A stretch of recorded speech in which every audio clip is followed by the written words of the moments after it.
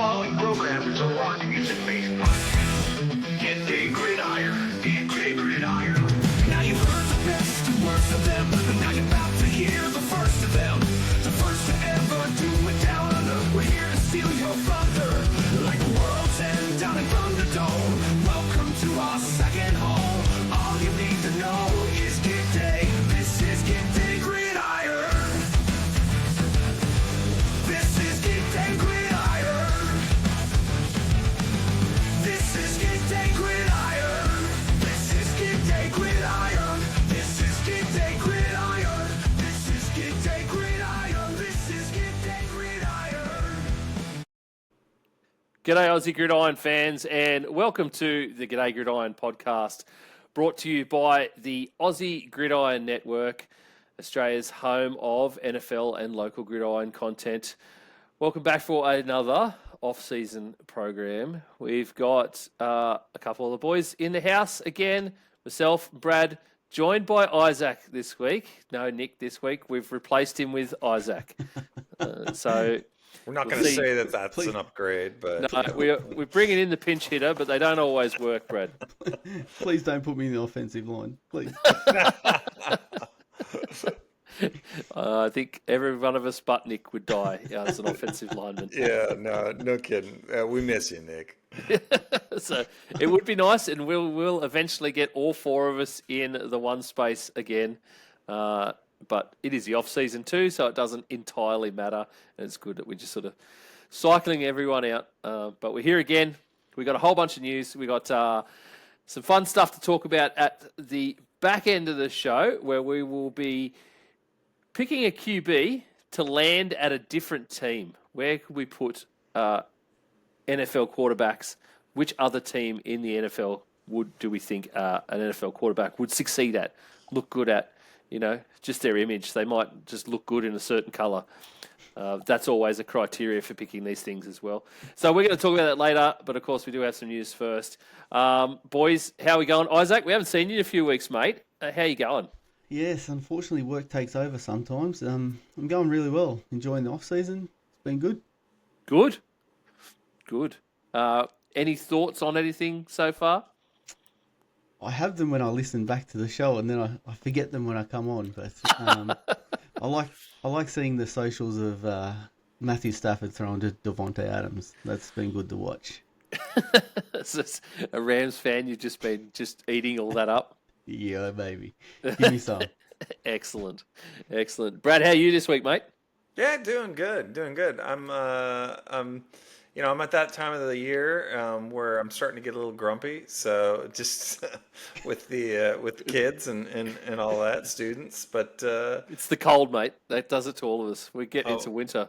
It's Brisbane, man. It's like it's 75 degrees here. It's when it's 25 in Brisbane, it's still cold, Brad. It can get cold at night sometime, kind of. But overall, no, I'm doing good. And I knew I was talking football today, so I was excited about that and looking to dive into it, even if we are going to be diving into a coffin. R.I.P. Jim Irsay. Yeah, we will be at some point.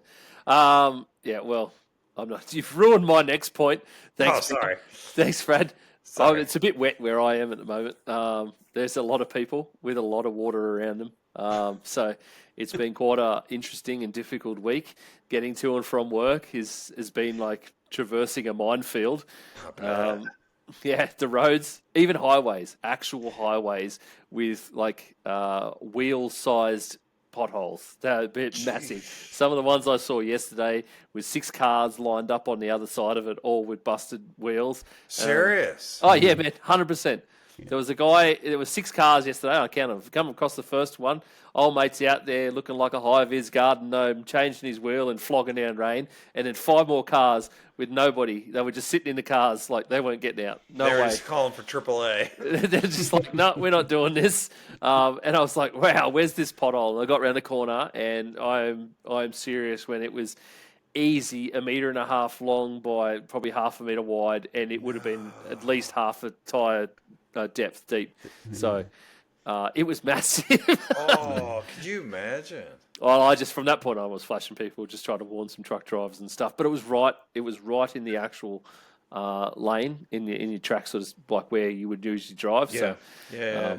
and this is 6 a.m. when it was flogging down rain, so you just didn't see it. You wouldn't have seen it. But yeah, it's been like an absolute minefield, just trying to avoid even little ones getting to and from work, because you're conscious that with the way things are at the moment, you're conscious that you don't want to make the little ones bigger for everyone else come along, and then of course council workers are having to be out there every single morning in the rain, trying to fill in potholes with hot mix. Which is just a nonsense experiment, really. Yeah. But there's been so many people around us, south of us, with some horrendous flooding. Just biblical stuff that hasn't happened since 1967. Wow. So it's been any water get into your home or anything? No, we're pretty lucky. We've gotten just under 100 mils in 4 days worth of rain. So it sounds like a lot, but up the hill from us is Barrington Tops, lovely place called Barrington Tops. 227 mils on the first night of that downpour, and they've had consecutive nights of 250 to 300 for the next few. Last night alone, there was a massive cell that just dumped the last of its load, essentially, onto everywhere that went down that way, down south, like towards Newcastle. There's some places up Barrington, back out towards Taree again. 200 mils last night alone. Last night. So just in the night time, like they had literally not like everything from about 5 o'clock through to 9 in the morning. 200 mils. Wow. That's like when we had the hurricane. So I can't. Yeah, I know what you're talking about. It's an insane amount of water. Insane amount of water. So, so if you're one of those people and you're stuck in a house or you've been just sort of pushed out of your home and you're lucky enough to be able to be sitting there listening to us on a podcast or maybe watching on YouTube, or even just checking out some of our shorts and our socials and stuff, thank you massively. Thank you for continuing to check us out, and hopefully there's a little bit of entertainment in the next hour that might just cheer you up, put a smile on your face for an hour. We'll try to anyway. We'll see how many dick jokes we can put into an episode to get some smiles going.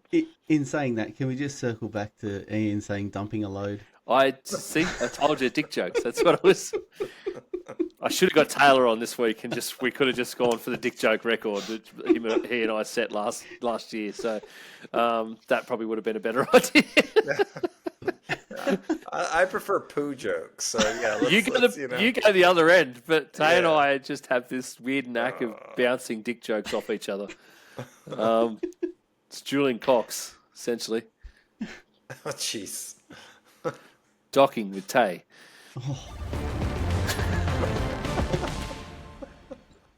All right, on to the news. And, of course, Brad did foreshadow the disappointing and very sad news that came out of the NFL this week. And that is, of course, that Jim Irsay, the owner of the Indianapolis Colts, passed away in his sleep, aged 65. Jim Irsay, of course, has had one hell of a past, one hell of a life for 65 years old. He, of course, like all of us, he's had his demons. He's made some mistakes. We all have. And, like, obviously Jim's, just because he had money and he was in the spotlight, were just, I don't know, they had legend around them as well. And there was some funny stuff, but there's obviously some big stuff. But Jim was also known for being a huge influence in the NFL and driving the NFL these days, especially over the last 20 years. And he was known massively around Indianapolis for the amazing donations that he continued to give up to everybody that was worse off in life. And he just wanted to, sometimes just to make people's lives better, make them smile, just going above and beyond to just support and love everybody. He outside of the NFL, he did things like crazy stuff, like he had his own band, and he bought up rare collections of various items, like musical items, Like he's got the Beatles drum kit, and I can't remember whose piano it was. John Lennon's piano might have been. Really? Or it might have been Prince's piano. Can't remember. Off the top, there's definitely a piano, and he had all this stuff in this huge collection, and he took it around the States, and he even took it over to Europe at one point, just so that people were able to see these things. These weren't things that were to be bought by a collector and then hidden away in a vault. Jim was open about the fact that he wanted people to see these rare items, these beautiful items, and he would outbid other millionaires for these things, just so that he could show them off to people and let them see them and feel their presence, essentially. And of course, there's been some crazy things that he's done. Like he even tried to save a whale at one point by flying it across the country in a specially made plane that he was making to get this whale across the country to get it to freedom. It's just crazy. A very passionate, a very loving man, from what everyone was saying. And 65, definitely, Brad, gone too soon. Yeah, 65 is not that old. I know it may seem young or old if you're in your 20s or 30s, but it creeps up on you. So yeah, you're right. It is too not old enough. That's for sure.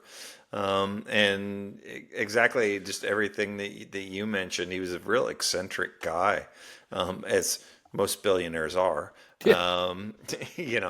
But it's just apparently he was the youngest GM in history when he took over. So his dad bought the team, and I don't know what it was, 70 something, and he was 24 when he took over as the GM, and then 37 when his dad died, and he became the owner then. So imagine owning an NFL franchise at 37 years old. Youngest ever GM, and then youngest ever owner, 100% owner too. Majority, like full on majority owner. Nobody else that's insane. has a stake. Yeah. So whether you liked it or not, everything that I've read about him is he was incredibly just authentic and real. And in today's day and age, what more could you ask for? And it's nice, I guess, in one sense, to have that breath of fresh air, and just somebody who kind of just says it the way it is, whether you like it or not. Yeah, I was shocked when I woke up and got that on my Twitter feed coming through. It was like, Same, mate. Yeah. Really, like he didn't seem that old. Like he's not Jerry Jones old. You know what I mean? No. So, and I think one of the things he'll most likely be remembered for was speaking out a bit against Dan Snyder. Yep. And what was going on at the Commanders / Redskins there. Yeah, I think he was mistreatment of people there. So he was the first one to call that out in a Twitter post, basically. Was he in the really? media. Yeah, he's the first one to say, "I think it's time that the NFL forces Dan Snyder to sell the team," and he started putting that publicly out there and saying this dude is bad image for the league, and he started pushing it. So you can imagine how hard he was pushing it behind closed doors with the NFL and with the owners only. Like, that's right. Yeah. and there was apparently, wasn't there, Isaac? There was a owners only meeting where they came out of, and Jim basically fronted the media straight away and told him that he upped Dan Snyder in front of everybody and told him to pull his head in, essentially. Yeah, well, it's good on him, to be honest. Like, for what was going on there. And another few things that I was reading on the Twitter feed as well was he was the one that cut Peyton Manning. So one of the best He was, yeah. QBs of all times. He cut him. Yep. Um, Drafted Andrew Luck, though. Yes. Well, he did do that, didn't he? Forever forever giving us Andrew Luck, basically. And the one I remember was when I first come across following the NFL and Jim Irsay was when he hired Jeff Saturday as a head coach, as the interim head coach there, just off the panel of one of the TV shows. Come in and coach our team for us. Yep. There was something interesting I came across too. He kept Rush Limbaugh from becoming an owner in the NFL. Okay. So again, he would speak out against these guys who were particularly wrong. Again, I didn't know Rush Limbaugh wanted to become an owner. Apparently that popped up somewhere, and I was trying to corroborate it a little bit. But yeah, that's thank you, Jim Irsay. Oh, so jeez. yeah. And there were some other really odd things that were just great about him. Obviously, as I've been very open about on the podcast for a long time, I came to the NFL. I've come to the NFL very late, like only particularly not that recently, but like within the last 10 years. And I think his character is just one that I kind of gravitated towards, and whenever it was just hilarious. Like the amount of times he was on the Pat McAfee show, for instance, and Pat did an amazing tribute to him today that came out on the Pat McAfee show. If you go back and watch that, that's all over YouTube and ESPN's YouTube as well at the moment, just that part. An amazing tribute to him because he was such a great friend of McAfee's and helped him out so much. But yeah, there was just whenever he come on there, and it was just hilarious. But he was just genuine, hilarious. Like he wasn't trying to make like he's just open, and it's not someone you would think would be an NFL owner because you look at the rest of them, and they're billionaires, and they're very like uptight and suity and or like real stuffy and act a certain way and don't say certain things, and that's not what he was. And of course, like we talk about, he had his demons. Of course, he had some addiction problems, and I'm not mentioning that because it was a bad thing. I'm mentioning it because it's a great thing because he was very open about his addiction and its impact on life, and in wanting to help people not go through the same things. And I think that's a great thing from someone in his standing with his power and to be open about the fact that I have this thing that hurts me. And I don't want to do it, but it is there. And I need to, this is how you can try and steer yourself away from the same cycle. And I love that. So, yeah, again, just that authenticity. And what I liked about him, just in just reading about him, was he talked about how he didn't say it just this disparagingly. He wasn't being like a jerk about it, but he was saying honestly, his dad had no idea how to run a football team. And he got fired by his dad, more times than he could count, he said. So, just the fact that he's so just blatantly honest about it, that, you don't see that happen very much. It gives me hope for the Jerry Jones family, and maybe Stephen Jones will just come out and say, my dad doesn't know how to run a football team. I don't know. Maybe. maybe. Yeah. I wouldn't hold your breath for that. No. Because I'm not sure whether Stephen would know how well to run a football team either, because his dad's probably never let him. Yes, that's true. Although he could end up down the Jim Irsay path. You never know. His dad could end up passing away, and Stephen gets the team, and you never know. Stephen could be a good owner. Yeah, I mean, you think it's kind of crazy. You think about it. Irsay is 65, and Jerry Jones is like 82 or something like that. So, the world's not fair. No, exactly. So, thoughts obviously with all of his family, and all the Irsay family and friends over there, and then of course any Colts fans who are particularly hurting because of that news this week. Jim Irsay gone too soon. So, all right, let's move on to some other news. There was one. I was lining up news items this week, boys, and I thought I knew where we were going, and I thought I had a direction. This is exactly what we're doing. This is a good place to start. This is what we're going to move on with. And then one particular thing came out, and just ended up in the media, and it just blew it all away, and I had to redo the entire thing once again. That is, of course, Brock Purdy signing a 5-year extension this week with the San Francisco 49ers. 5-year, $265 million extension for Brock Purdy. Mr. Irrelevant, the highest paid Mr. Irrelevant ever. I don't think we'll have another one to beat that, to be honest. It's and apparently it was just so smooth as well. And you're right, Ian. Just the idea of this guy being Mr. Irrelevant and coming just signing this massive contract. It's a pretty kind of fairy tale story. So hats off to him, and just getting his bag. I mean, it's pretty cool. It's really cool, actually. Yeah, I think what it goes to show you too is we don't need to look at the top end of the draft all the time for the good quarterbacks. Like he's a really good quarterback, and he was taken last in the draft. Like, Yeah. that's one thing, and yeah, Yep. well done to him. I think he's now maybe a top 10 paid quarterback in the league. He is. So- Yeah, he will be. He will be that, mate. Yeah, it's It'll going to be be interesting around to see if he lives up to it with not so many weapons around him this year. So his annual average value, which is an incredibly hard thing to say, it's the AAV AAV, yes. as they go on with.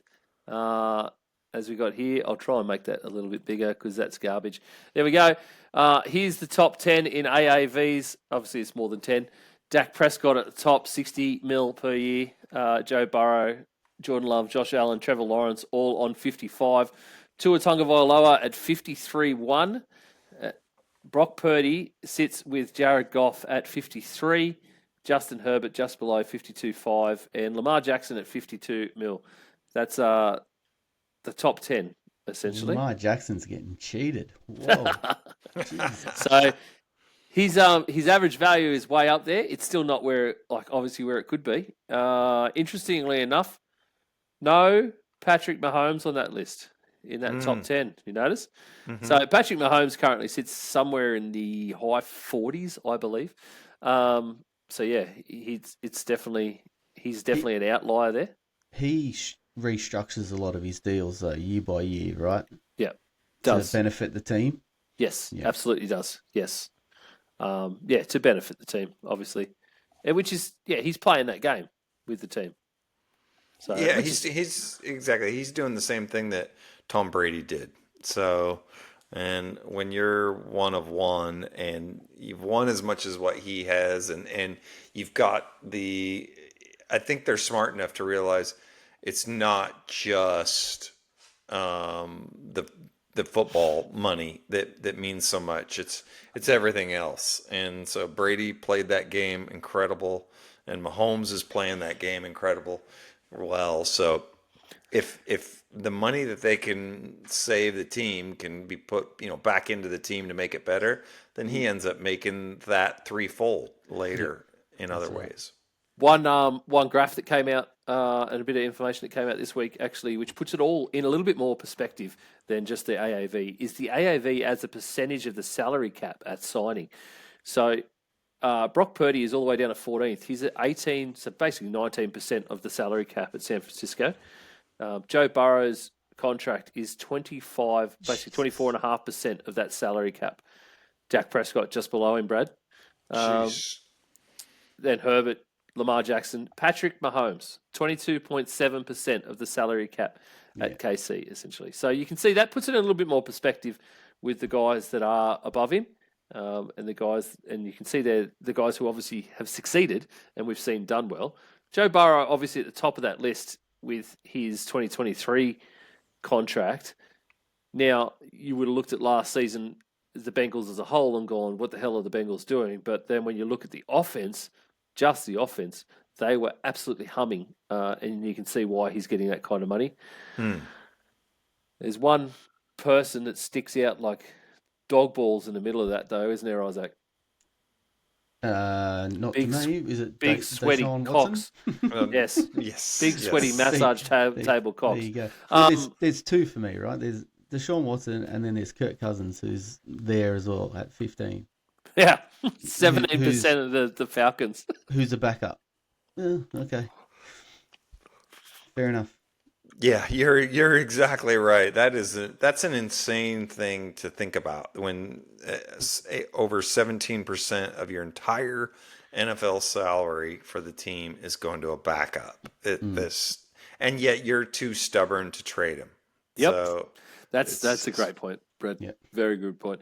Well, the Deshaun Watson one there is an outlier as well, because that's 22% of the salary cap that is going to a player who won't play on your team this year or ever again. And it's guaranteed too, or is this guaranteed money? This is still what counts against the salary cap. Okay. Because there is still, even with guaranteed money, there's still a portion of it that counts against the salary cap. Yeah. So there is outside of the salary cap that he earns in that guarantee as well. So Hmm. when they do the guaranteed contracts for anybody, they still have to report a certain amount as salary cap, because otherwise teams could just go out there and sign 4 or 5 players and not affect their salary cap. So you just, Yeah. I mean, there's screw with the salary cap enough, but you would really be playing around with it if you were doing that. Check out Sam Darnold. Only 12% of the Seahawks salary cap at time of signing. So this season. Yeah, and yet they're paying him a whole lot more than Geno Smith. Yes. So it's And some of these players are still going to, keeping in mind this chart, it says at signing, but some of these players are still going to count towards these particular teams' salary caps in 2025, and they're not even on them. Aaron Rodgers being one of them is still going to count towards part of him is going to count towards the Jets' salary cap, and he's Derek not there. Carr. Derek Carr, yep. Yep. There's a Derek Carr's the other one, obviously, because he just retired. Obviously, that a lot of that does get taken off because he retired. Yeah. Yeah. Didn't not he give just up something like $30 million or something? Yes, he gave up $30 million guaranteed to basically, that was part of the mutual agreement. He kept $10 million that they'd already paid him, so they weren't chasing him for that because he's retired. But he gave up the 30 that was supposed to be part of the guarantee as well. So Yeah. But looking at that graph, I think Purdy sits where he should. Like 14 is where he sits. Yeah. I think. yeah, so do I, and that's why I wanted to. When I found this one, when I saw this come up, and it is actually a 49ers site that did it, which is great. This puts that in perspective, because you could look at him being 8th on that AAV chart with 53 mil and go, Jesus Christ, that's a big number. Because it is. It's an insane number in normal life. Like, Yeah. I've got $5 in a bank account right now, and that prick's getting $53 million a year. So, but that puts it in perspective with the rest of those guys. Like that he sits at 14th in that list. Yeah. What? So. Just quickly on that graph, who's the surprise there? You reckon? Just having a quick look. For me, well, the one who I think is overpaid in relative position is Kyler Murray. Okay. I'm not. I think, given the success that he's had, he's made it to the playoffs a couple times. And that's it. So, Brad, I'd put Justin Herbert in exactly the same boat as well. I was thinking the same thing. Those two Justin guys, I Herbert think would that be mine. it's put up or shut up this season with those two. I think on both of those teams. Herbert's if got you- the weapons now that he needs to perform. When you look at that, there should be no reason he can't perform. That's right. And we were saying the same thing about Kyler Murray last season. It was only because he got injured and he came back halfway through. So you get to this season, you've got those weapons. You've got a team structured around you. Put up or shut up. Yep. I agree. Justin Herbert would be the one for me as well. So, that's interesting because I wouldn't agree with that, but not in a huge way. But I just from the stand, just from success. yeah, point of view, okay, yeah, right? you can't argue that. Yeah, absolutely. Burrow and the Bengals have had success. They've been to a Super Bowl already, right? And they're trying to get back there. If they figure out a defense, then they'll get back there. If they had one last year, they would have been there. Dak, and I know, the Cowboys, don't get it. The Cowboys, obviously, but the Cowboys are at the same level every single year. We might rip on them the fact that they just bomb in the first round of playoffs every year, but you get there, right? So there's still continued success over a season, over 18 games. Lamar Jackson, Ravens, we all know, yeah. Patrick Mahomes, Next three pretty much. Jalen Hurts, makes sense, but Herbert, Murray there, and Watson, obviously, we talked about. And I think Jordan Love sits in the right spot. Trevor Lawrence sits in the right spot. And Tua does, if he can stay healthy. Like, they sit in the right spot where if the team achieves with them, then they would be at a higher pinnacle in terms of the overall league. Who's the most underpaid guy there on that list? I know who Stafford. I think. Matthew Stafford. Really? You think Stafford? I'm going Josh Allen. Yeah, that's who I would go. Exactly. Okay, yeah, well, Josh Allen. Yep. I mean, you got your MVP, ranked 13th of quarterbacks. So, hats off to the Bills for getting that done. But that's who I'd like to see get paid a little bit more. Righto. Wonderful. So that is Purdy. Well, there's still more Purdy, to be honest. And there is something else, because there's one other thing that I wanted to talk about. And sorry, I'll just get some stuff going here in the background, boys, because it's all gone haywire on me all at once. Because that's exactly how things are supposed to go when you're doing a show. Just like my dog who is about to take a dump in the background here. So Now that would get us some views there. I tell you what, Brad, that would be, yeah. what are you doing? Your dog starred on this show before, Brad. Oh, she's sniffing around like she's just looking for a place to what did you say? Drop Drop a load. drop a load. Yes. Oh, boy. Well, All right, welcome. the other, oh my God. It didn't take us long. No. It didn't take us long, and I love that. I love us for that. There was another extension at the 49ers this week. And of course, it was Fred Warner. So we get Fred Warner highlights going in the background. Fred Warner got a extension. 3 years, $63 million for the star linebacker, Brad.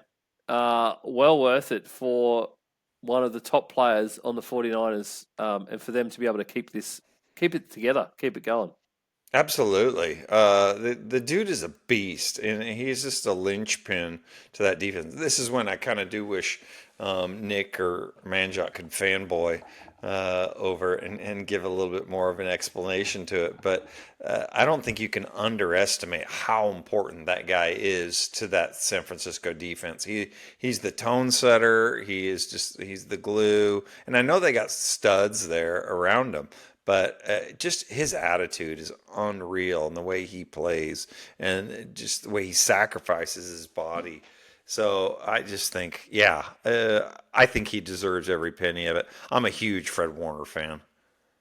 Yeah, I agree. And Manjot and Nick were mulling over this in the group chats, and they were loving it. So Okay. Yeah. Yeah, it's just anytime you can be it's all the intangibles. Not only does he produce on the field, but it's off the field. The way he, like I said, sets the tone for everybody, and the stuff that he does. It's just, I personally think linebackers should get paid a little bit more than what they do. So, it's hats off to him. yeah, from what you hear, great leader in the locker room as well. It's so many guys are just turds, but he's not. He's a good dude by all accounts, and he's still producing at such a high level. So anytime you can see a guy produce and he's a good dude, yeah, go for it. And of course, well, that means that they've got 3 recent extensions at the 49ers, 3 pillars on the 49ers. Of course, Brock Purdy, which we just talked about. George Kittle was the last one, 4 years, $76.4 million, and then Fred Warner this week. So big recent extensions for the 49ers, who I think, Isaac, we all thought that they were going to be worse off this year. Like they were going to take a step back, maybe do a rebuild. But I don't know. It kind of seems like this is a fast-tracked rebuild. Yeah, look, all of these were pretty much expected. You didn't hear any noise around them going anywhere else.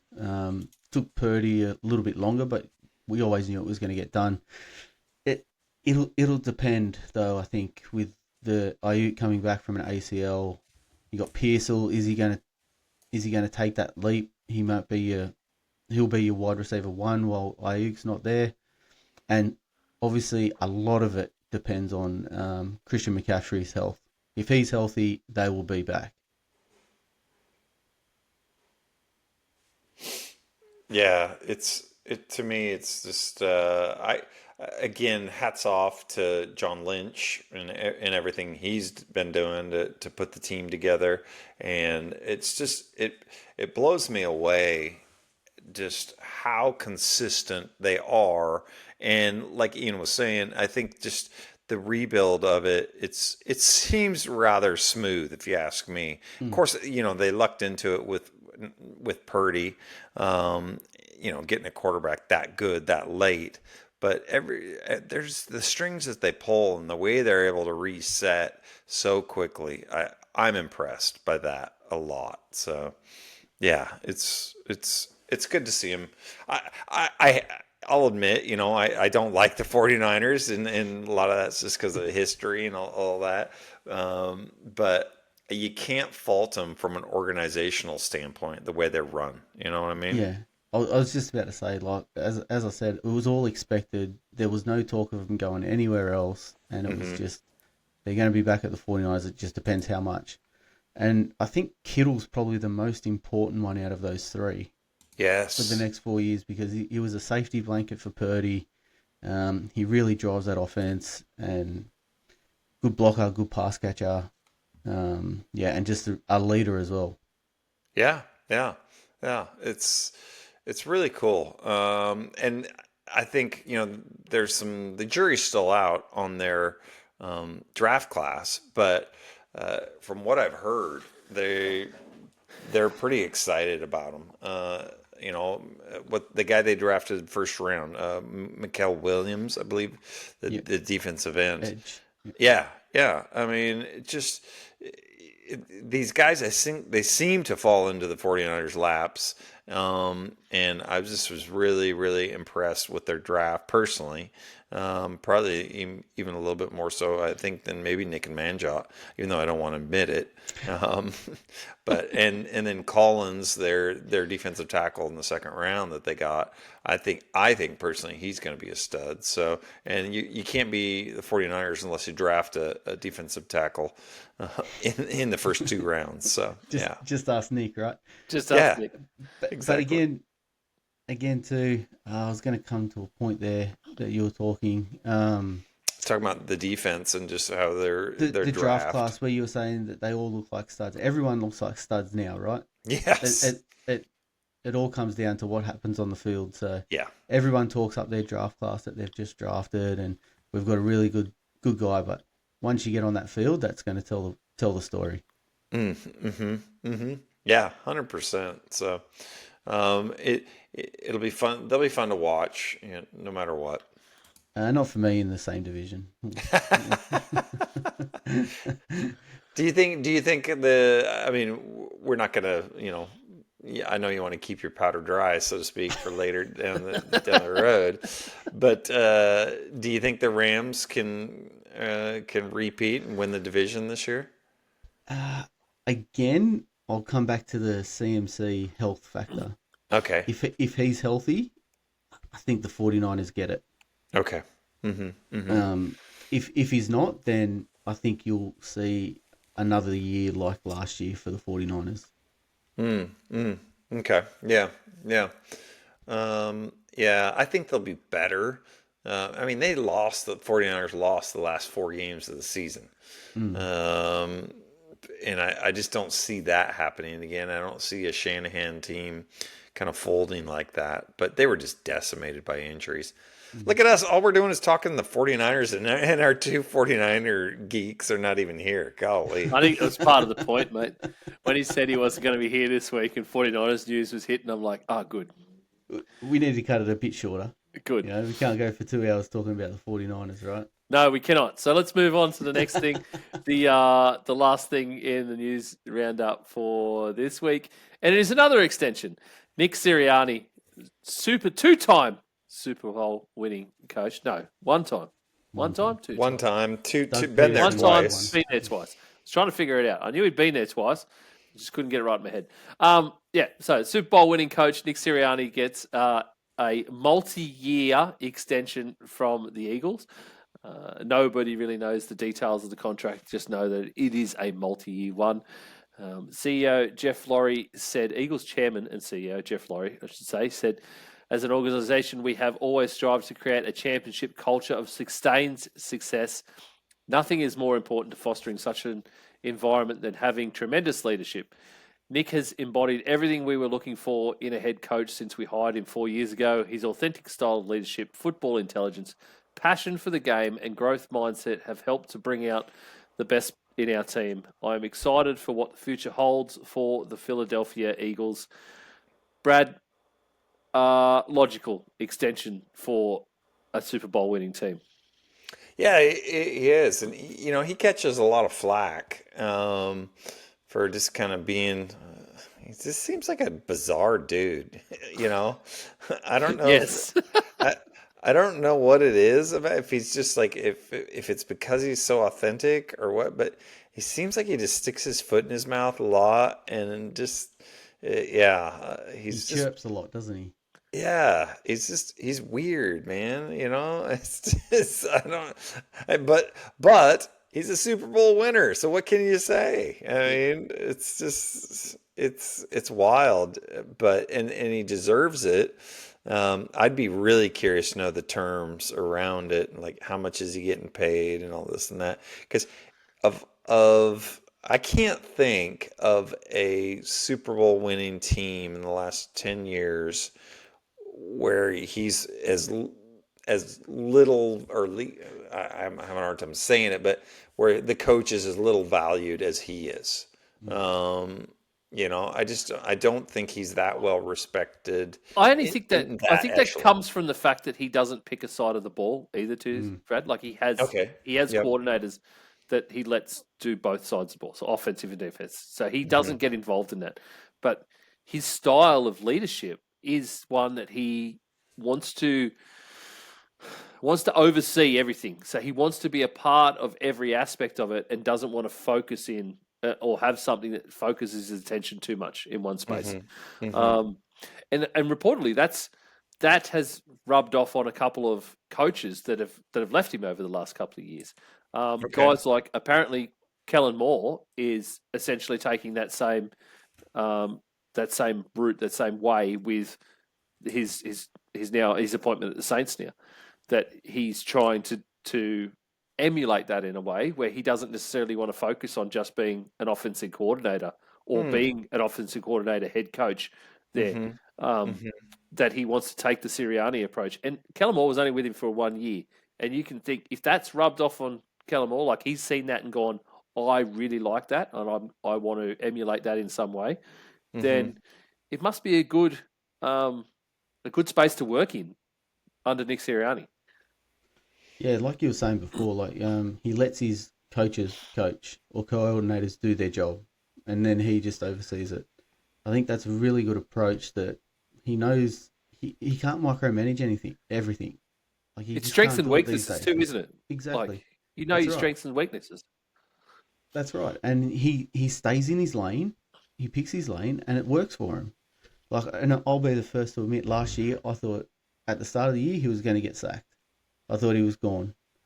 So there was a lot of locker room talk that they don't get on in the players don't get on in the locker room. There was a lot of that talk at the start of last season, and obviously they turned it around and come back and won the Super Bowl. Yeah. Like, I didn't even know he was an OC. Like, and I don't follow him religiously, but to your point of, he's kind of hands off and stuff. But, that's where he kind of cut his teeth, was on the offensive side of the ball. And he was the OC for 1 year for Andrew Luck. So,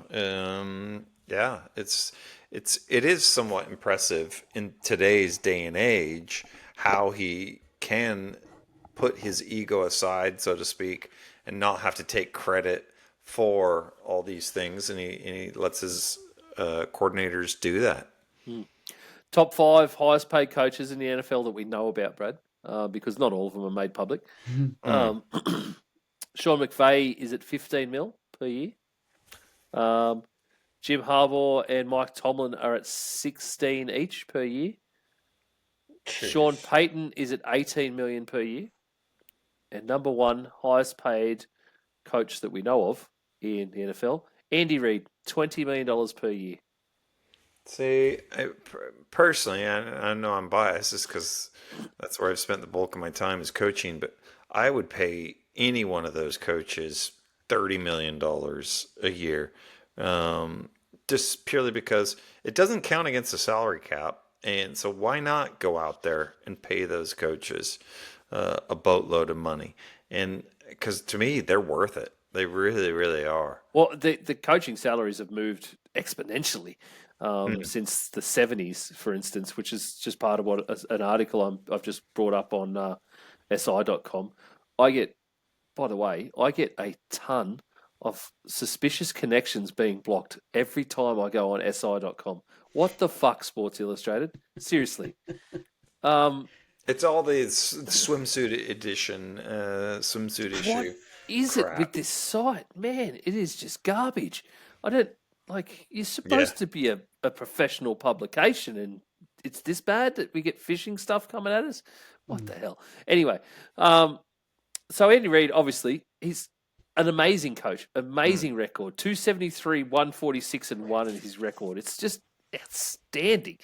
What is it?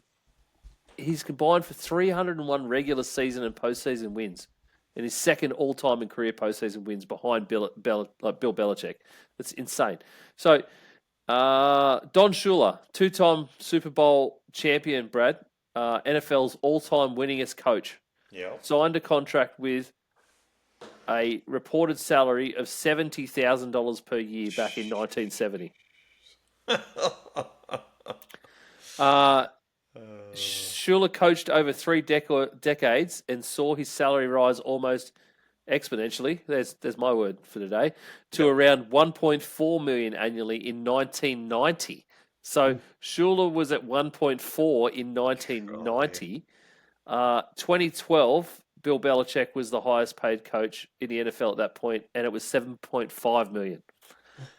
Wow. So in 13 years, we've gone from 7.5 to 20. 20, almost triple.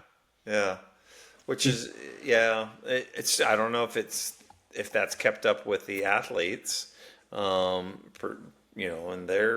how much they're getting more if you compare that. But I just, to me, McVay, man, I mean, I would back up the truck and pay that dude. Just if I was McVay, right, I would have something in my contract that says anyone who leaves my staff and goes and becomes a head coach, you pay me an extra whatever they're worth. So some of the names that have been coordinators under McVay: Matt LaFleur, Zach Taylor, Brandon Staley, Kevin O'Connell, and Raheem Morris. He breeds head coaches. That's right. That's right. Jeez.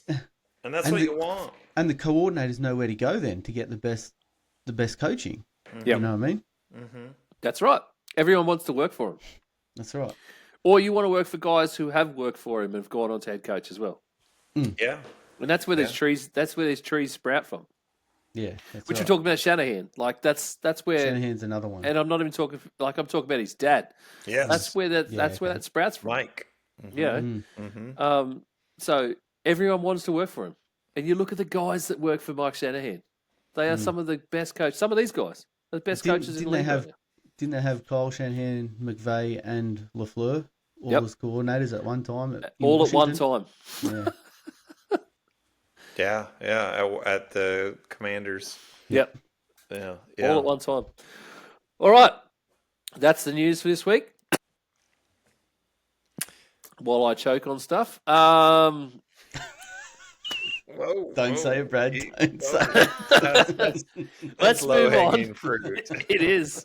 And both of you failed that test. Speaking of dumping loads. Yeah. Just like my nuts, low-hanging fruit. Sorry. You know you're getting old when you sit on your nuts. That's a W. How many people want to eat a W tonight? I want to eat a W. All right. QBs who we think could succeed at a different team. Is that the best way to title this? I hadn't come up with a title yet. The thing that I typed out in the chat group when I was explaining Brad sent us an idea. This is an amazing way to just to Love peek- this segue. Love this peek- segue. Just a way to peek into our universe. Is Brad sent me an idea, and I read it, and I went, I know what Brad's saying. So I sent it to the other boys, and when I typed it out, it was a bunch of words that didn't look like a sentence. And then we ran with it. And then when I sent it back to Brad just today, and I said, "Hey, have you got these QBs?" He went, "That's not what I meant." I went, "Oh, great. We're off to a good start." So, QBs who would go well at other NFL teams. Does that work, Brad, for a title? It does work, and in your defense, I like this idea more than mine. So yeah, let's roll with it. Okay. Which one of you, both of you sent me some stuff so I can stick some graphics up. Which one of you wants to kick us off? Who wants to go first? I'll go first if you want. All right. That's fine. Isaac, by the way, Isaac sent me several. I vetoed one straight away. So Which won't one go did into he that one. veto, Isaac? It was a certain Aaron Rodgers to a certain purple. yeah, and we're gold not talking team. about Aaron Rodgers. But my first one will be Trevor Lawrence to San Francisco, just because of their coaching of the quarterback to get him out of Jacksonville and in a great system where everything works. I think he'd live up to his potential, or the potential that they saw in him when they drafted him number one. Yeah, I like that actually. I think that's a really good fit. I think he's got a lot more. Personally, I would take him over Purdy all day, every day. I know not everybody agrees with that, but I just think he's been really, really shortchanged from a coaching standpoint. So I really like that idea. Yeah. I like it too. I think he'd do really well at San Francisco. Nothing against Purdy. Absolutely nothing against Purdy. No, it's not But, it's not an anti-Purdy thing. I just think with the roster that's there, I think it could be very interesting if you get a talent like Trevor Lawrence. I think he's been severely one of the quarterbacks in the league, one of the star quarterbacks in the league. I think has been severely underutilized, and also really his potential has been pushed down instead of unlocked over his tenure in the NFL. Of course, you start out with Urban Meyer in the first season, and that was an absolute disaster. So everyone had to give him a gimme for the second season, but they didn't capitalize on Trevor Lawrence so far, and now they've got themselves stuck in this weird spot. The Jags, where They haven't really built around him, have they? no, they're kind of stuck. not And they're kind of because significantly. of their choices, I think, in coaching, and that's really where it stems from. Is just their choices over 2 years in coaching that they haven't capitalized on his rookie contract. Yeah. The way that most teams who pick up a high first round draft pick, even one overall, not just one overall, but a high first round draft pick, really get to capitalize. Mm-hmm. So I think it's a great one, Isaac. Great one. Brad. All right. So my first one is Josh Allen. It's no great feat here, but Josh Allen to Baltimore. I actually think that would be an upgrade. I just think the way Allen plays is he's not as dynamic or electric as Baltimore, but I think in the playoffs Josh Allen is what they need. That's why they haven't found success. And I think if you put Josh Allen on that team, look at what Josh Allen's done with Buffalo, and nobody's really scared of Buffalo outside of Josh Allen. He has elevated that team to an unreal level. You put Josh Allen on Baltimore, and I think with that run game, especially this season, because I think their offensive line is going to be better, I think they win the Super Bowl running away with it.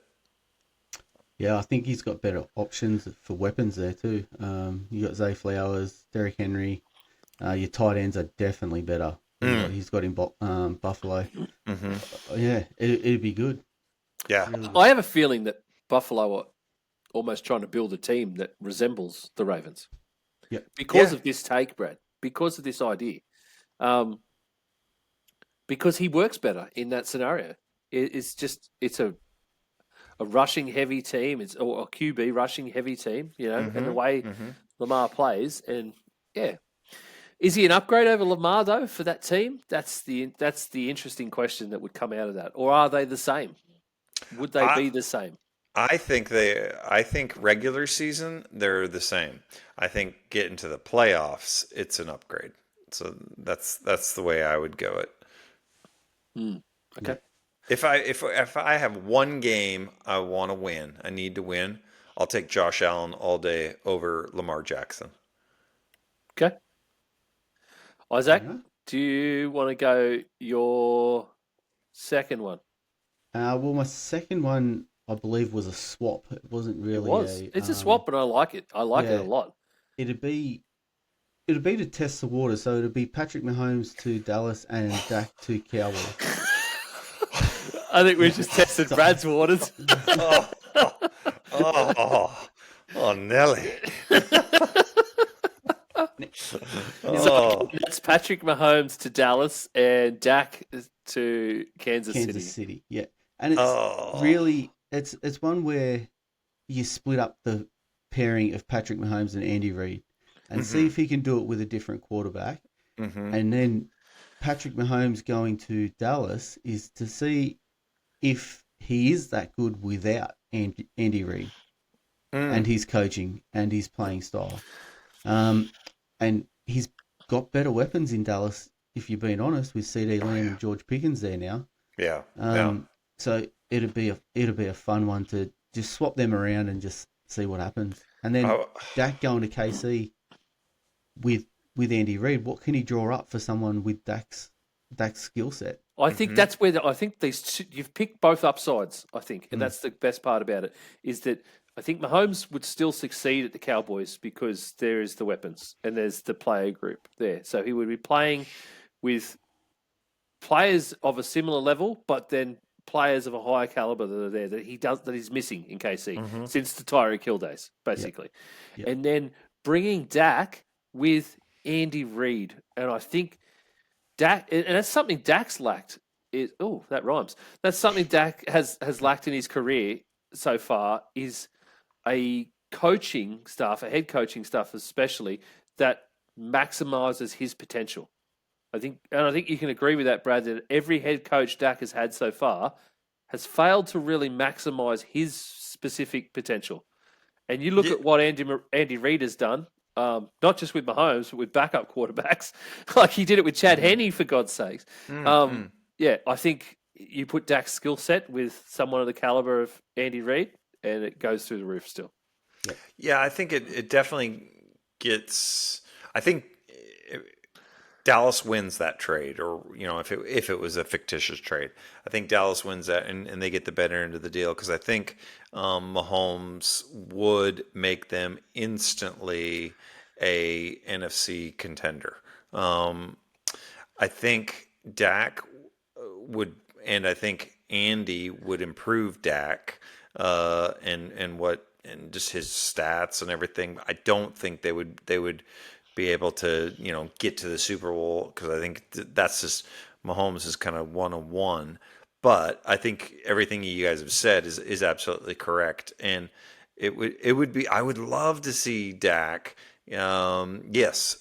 Realize his and get utilized to his full potential there, and in a way that only Andy can do it. So, absolutely, yeah, that would be a fascinating one. Isaac, there's something else you mentioned this week too around the Cowboys that would also be an improvement if you put Mahomes there. Some rumors floating around the Cowboys that you wanted to sort of throw out at Brad to see because he hadn't heard these apparently. Oh yes, well. I've heard a few rumors that one rumor of this particular player going to the Cowboys. So, in my opinion, I don't think Javonte Williams is a running back that you look forward to, right? So, there's Nick Chubb out there as a free agent signing. What would your thoughts be around that? Because the And Browns there's- have said they don't want him back. Exactly. So the two teams I've read linked to are the Cowboys and the Bears. That's a very Jerry signing, Brad. It is. It's a very, very Jerry signing. The thing I'm just thinking because He would have been better than Zeke last year, that's for sure. Yeah, exactly. From okay, so I guess just a couple thoughts on that. I like it. Just as a player. So if you can take out the financial aspect of it, I like it. I think that would be a good thing. I don't think you would be getting Chubb. Obviously, you're not going to get Chubb in his prime. And my concern would be just how severe is that injury that he's coming off of, and when is he likely to come back and be productive. But I think even Chubb at 75% would be better than, and it'd be a good compliment because you're not asking Chubb, I think, at this age and stage to take over everything. You're asking him to come in, and if he shows that he can be the guy, great. Then hallelujah. But I think Dallas would be a good fit because they're kind of going with this platoon method, and Chubb would really complement the rookie that they've drafted. Yeah. So I like that. The key though is it's going to be the money. That's what it comes down to. Is what's the money going to be? How much is he looking for? Because the Cowboys aren't going to pay a lot. So, and they're not going to do it over multi-years. I think they're going to be really, I bet you for the rest of Jerry's life, to be honest with you, because of that Zach deal and just how that handcuffed the team, and it was not a good deal. Even though you got a couple good years out of him, it was not a good deal. Well, I can tell you right now, Brad, that he would be cheap. Last year, he signed a 1-year contract with the Browns for $2.275 million. Did he really? $2.2 million, and just $2 million total guarantee. Yeah. And we paid Zeke like $1 million or some. Oh my gosh! Oh yeah. So I would imagine you would be able to still pick up Nick Chubb for around that number, which is just insanity for me. Because if he is fully healthy, if he comes back and he is Nick Chubb of old, my God. That's right. Well, I don't think he'll be Nick Chubb of old, just because of the type of injury. Because apparently it was a pretty bad one. Oh, it was brutal, but Yeah. But your point is still valid, and damn straight, it'll be way better than Zeke. His mindset and that sort of want to play for the team and the locker room guy part is still there though. And I think that goes a long way when your physical attributes are diminishing. Yeah. I think that counts for a lot. And for $2.2 million, if you could pick up Nick Chubb again for another $2 million, $2.5 million, even on a 1-year contract, the Cowboys gave it. There was another name there, Isaac, that you threw at me, and why did you throw that one? There's another two actually. There was another two. I was a bit weird about one. The first name I was interested in. Sort of is it Travis Etienne? No, the other one. Oh, Brees Hall. Brees Hall. Yeah. So I knew that would get. See how Brad's eyes. you read the socials a lot, and you hear that some of the guys are on the outer, and two of them I've heard. One is Brees Hall and Travis Etienne. Oh. So would you trade for those guys? Obviously, you would trade for them. Yeah. Which one? One? And where? What are your thoughts around both of them? I like Hall. I like what he gives. I don't feel like he's ever been put on a decent team, and Dallas has got a decent line. So I would love to see him on a good line.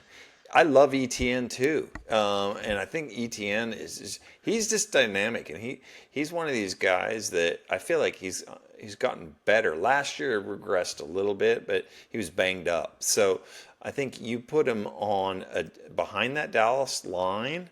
Oh, I would. I would. I was just about to say Jacksonville's line wasn't the best last year. No, they weren't. And Dallas's line would be a significant upgrade over Jacksonville.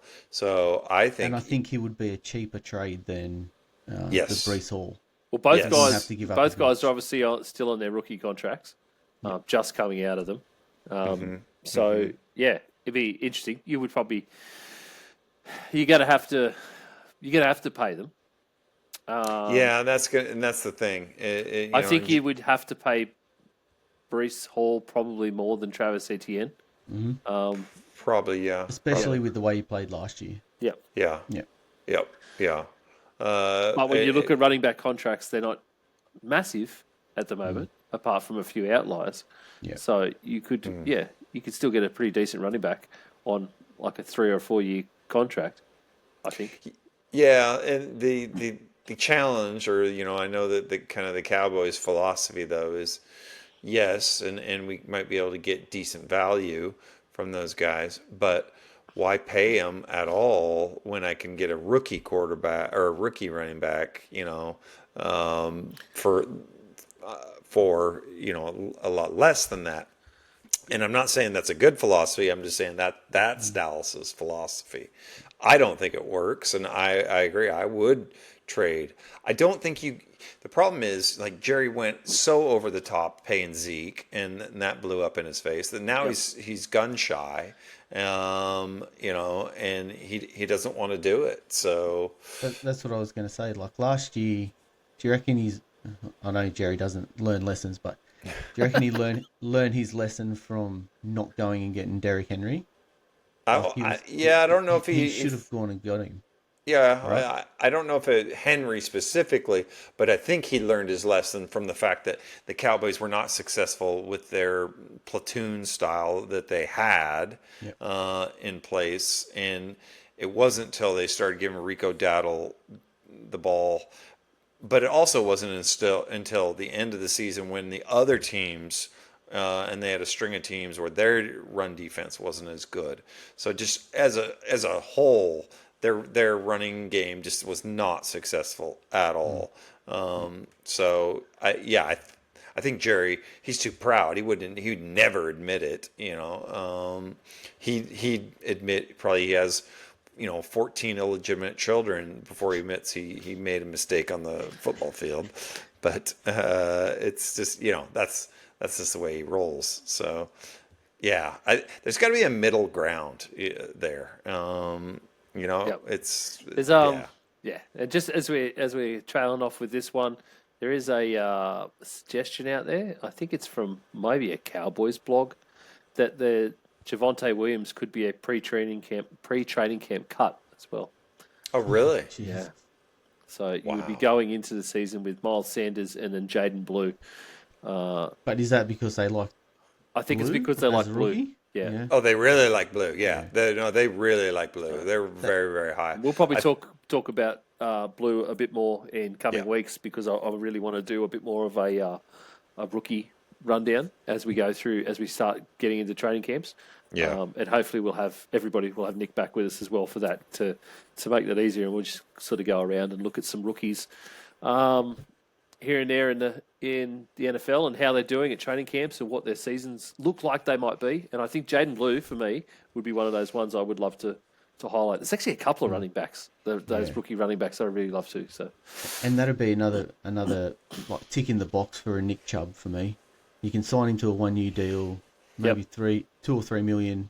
If he doesn't work out, you've got Jaden Blue coming in behind him. Yep. Or you can, there's always be able to snap share, and you snap share with those guys. So, all right, let's move on. I will give you my one and only one, and then Brad's got 2 more. I'll probably let him pick one, I think. So, yep. I'm going to share this one. I hadn't shared this with you boys yet, because I really wanted to see what your reaction was this one. I've gone with a guy who hasn't been succeeding at his current club, but has an immense amount of talent and showed that towards the end of last season. And it stuck him with a team who has some really great veteran weapons, a few younger guys that really shone through last year, as well as a stonking defense, which would hold up a lot for his side of the ball. And it is Bryce Young to the Buccaneers. Oh, wow. You get rid of your boy Baker. Look, I know it does involve getting rid of Baker Mayfield off that You team. did Baker the dirty. But I think we can all agree Bryce Young has a lot of talent. You don't go that high in a draft and they get looked after that well. Yep. And then we watched how he matured last year, where he had a really tough season. They even put him on the bench for a few games, and when he came back, he was a force. Brad and I talked about that a lot in recap shows, just like how well all of a sudden he's doing, and like really throwing the ball, and he was getting a lot more accurate. So he's coming better and better and better. And there's a coaching aspect to that. Bucks have always been really good at picking offensive coaches, I feel. But when it is the weapons around him, you come into a season where you've got Mike Evans, and you've got Godwin, and then you've got sort of new younger guys, and then you've got tight ends, running backs, you've got O-line, a really good O-line, but also you've got a defense that can actually support the team and could win a game outright if they need to. And you've got a lot of really good mix of veteran guys and offensive guys. And then you've got a head coach like Bowles, who I've said my shit about Bowles and his crazy stuff before, but I think he really treats the younger guys well, and he tries to guide them in the right path. And it seems to work a lot for him. I don't know. I think he'd kind of work at the Buccaneers. I love it. I totally think he'd work, because that is arguably the deepest wide receiver room in the NFL. Just with oh yes, I'm just thinking. The more I think about that, the more I like it. And that's where I got to, and I only did this just before we did the show, and that's where I got to. As soon as I thought about it, I was like, oh wait, that could work. Oh wait, that really could work. Like, the more I thought about it, there was more reasons to like that. He would, he would have to take another step, obviously. So, because I think, Baker Baker has shown that he's a good NFL quarterback. So you only do this if it's going to be an improvement over Baker, and you got to have that belief. And I think what he showed last year at the second half of the season, when Carolina was still crummy, but he really showed after that benching. I've never seen a player respond so well to the benching, but he did, and so that shows he's got some toughness. He's, like you said, he drafted that high for a reason. So I think you put him with those receivers. Woo! Yeah, that's exciting, man. I like that. The thing I think he needs to take that next step is probably get a bit of what Baker's got him in, and that's just being a dog. The mongrel. Like he needs some actual mongrel. Yeah, he does need to get aggressive. But I think we saw that in a few games after that benching. Like, you saw him come out with a very different attitude.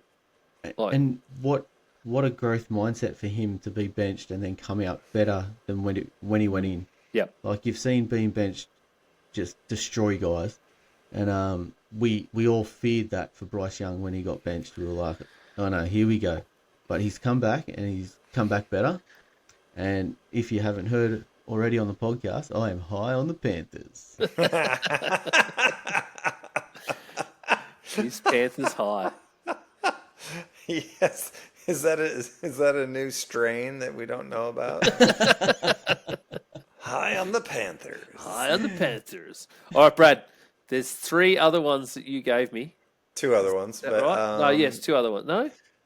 Didn't you give me 3? Because I gave you a total of 3, and we already went over my first one. The other one the other one's Isaac's. Okay, that was Isaac's one he randomly threw out when we were in the green room. I'm going to give you, or if you give us one more to finish up, Brad. All right, so I'm going to have you throw up my last one that I said, which I think is the most electrifying potential one. And specifically, I'm talking about one Patrick Mahomes going to the Atlanta Falcons. When I was, this is, you know that noise I made when I read that text? Yes, this is it, Isaac. When I went, oh boy. Oh, sorry, Brad. Hit us with it. No, I love this because you look at the weapons that Patrick's had. I mean, yes, he's got an amazing tight end, but beyond that, what else? What else does he had? So, Tyreek Hill. Well, okay, yeah, but not lately. And I just think I love the idea of having Bijan Robinson, Drake London, and Kyle Pitts. I think to have all three levels on that offense, and his dynamic play, I just could not think of a more electrifying skill position players. And instantly they win their division and they're contenders. I just in the conference. I just personally, I love this one, but I think I'm probably more in love with it than anybody else. I don't know, Brad. I'm still. I'm not high on their wide receiver core, right? So I don't think they've got weapons good enough to even make Patrick Mahomes. Really? Yeah. Oh, see, I'm a Drake London fan. So I think I think it's the Darnell Mooney, Ray McLeod part, Brad, that does me in. Okay. Yeah, I see what you're saying there. But even that, like the Kyle Pitts, like he hasn't lived up to what he was meant to be. No, you're right, but I think that's more quarterback play. I really do. I think it's more coaching play. No, that too. That as well. Yeah. See, I think his only upgrade there is at running back with Bijan. Oh, really? Yeah. Oh, see, yeah, no, I would totally disagree with that. Kansas City's got a better defense. Oh, yeah, Kansas City's defense is better. Yeah. We miss Rashid Rice, or not we, but like he missed Rashid Rice when he left. Yeah. I just think wrong. would you not tune in to watch that? Oh, I would tune in every week I think it's a challenge. to watch that. I tune in it's a because it's NFL. All right, since this one's bombed for Brad, clearly, hasn't it, Brad? Yes, it is. You guys are not biting this at all. I'll tell you what, we'll real quickly go through the other two, okay? Yeah, really quickly. So here was the other one. This was Isaac's one. If I can find it in my files, wherever it is. Hang on, it's just not Somewhere. Apparently, my computer doesn't want to do things in alphabetical order today. This one. That one. So let's go with, really quickly, Kyler Murray. Kyler Murray to the Ravens. Yep. Oh, okay. So, Yep. So quickly with that, it's pretty much a like for like. So I'd like to see if Kyler can do it in behind the Baltimore line and with their weapons. Yeah, that would be fun as well to watch. I think it's just a lesser version of Lamar, but yeah, it would be fun to see. And then Brad's last one, which Isaac hasn't seen yet, Herbert to the Cowboys. I think this is Brad's fantasy, to be honest. Yes, y'all talk about orgasmatron right here. It's yes, indeed. We've talked a lot about the Cowboys today, and obviously Justin Herbert is who Justin Herbert is. So. I love Herbert, I really do, and I love now that we've got Pickens. I think Lamb and Pickens would just be dynamic, and I think instantly the Cowboys contend for the NFC. That's how strongly I feel about Herbert. I'm not a huge Dak fan. I'm just not. And I think Herbert would just put him over the top. Yep, I agree. Totally. I actually like it. I really like that one. But I do 100% know that it's Brad's fantasy. Yes, it is. Yes, it is. Is that before or after he had the fantasy about my Patrick Mahomes one? Well, yeah. Either round one. Two. Round two. Yeah, exactly. I don't care who's sloppy seconds. I'll take it. Unreal. All right. That's it for today. We hope we have entertained you a little bit today. And thank you so much for tuning in.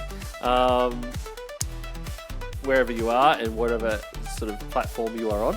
You can catch everything to do with us and the rest of the Aussie Gridiron Network via our Linktree. That is Linktree/Aussie Gridiron Network.